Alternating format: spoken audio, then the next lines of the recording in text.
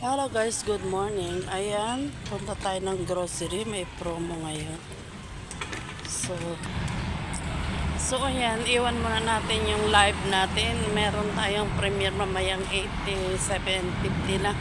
Kaya lang, ang ano kasi ng promo is 8 AM. Kaya naghahabol tayo. Paunahan lang kasi yan dahil may bracket lang yan.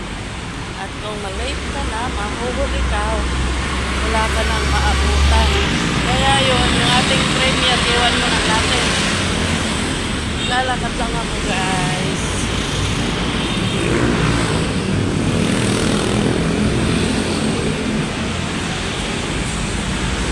Lalakad lang tayo kasi malapit lang naman yan. Mga 5 minutes lang lalakarin ang 5 to 8 minutes yata lalakarin yung Pure Gold dito. Malapit lang, walking distance lang. So, ayun.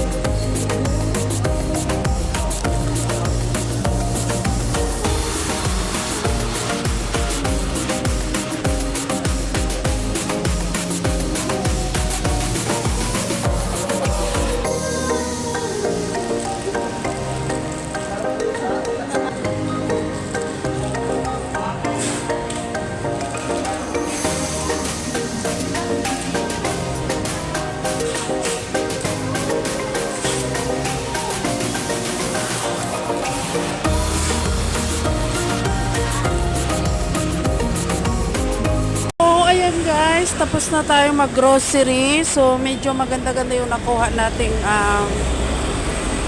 promo ngayon. Sana nga mag-okay na yung P-wallet namin kasi may problema yung P-wallet namin para may pasok yung yung free namin na P-wallet na 2,100. So, di ba? So, sa ating napamili ngayon, nakapamili tayo ng 13,000 ba yun? Hindi ko matandaan. So, meron tayong nakuhang money back na 2,100 sa Milo.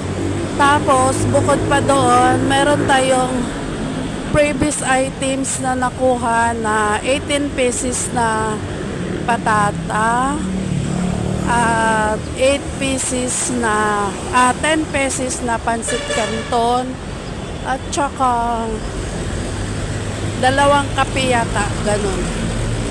So, yun po yung ating dagdag kita. Hindi po siya laging merong ganun. Kaya, kahit may premiere ako, iniiwan ko yan pag mayroong weekdays promo kami kasi kailangan talaga samantalahin mo yun. Lalo na yung item na nag-promo is fast moving. Kasi yung promo ngayon is Milo. Yung Milo, mabilis lang mabenta yun.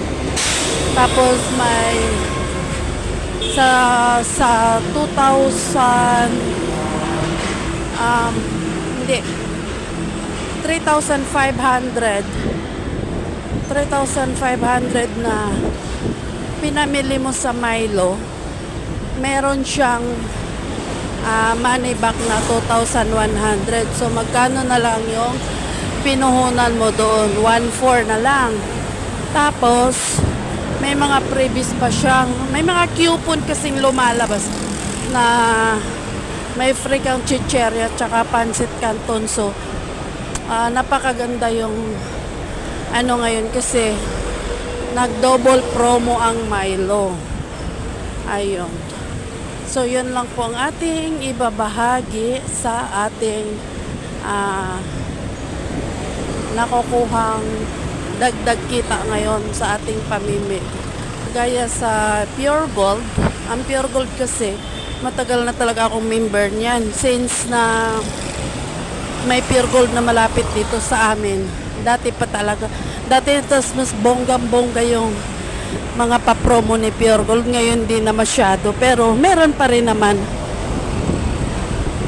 Kaya yun. Kasi sa ating nagtitinda ng mga sari-sari guys, kung aasa lang tayo sa ating tubo na pa 2 peso, 3 piso sa bawat item, sobrang liit lang talaga ng ating kinikita. Lalo na sa ngayon. Mahal ang kuryente pag gumagamit din ng ref.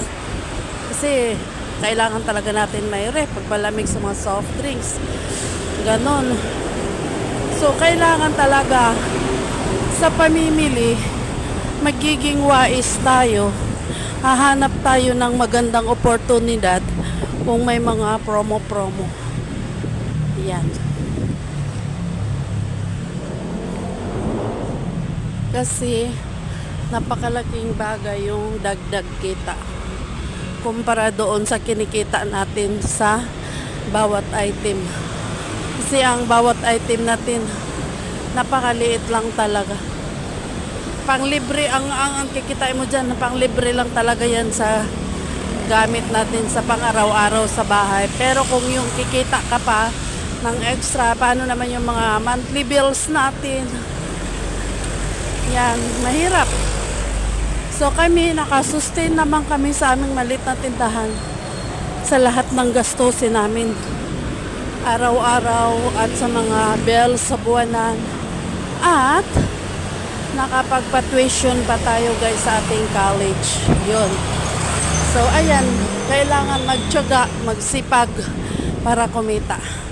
So yun lang po ang aking isi-share sa ating munting hanap buhay. Bye-bye. God bless all. Sana'y nakatulong. At ako'y nakarating na sa amin.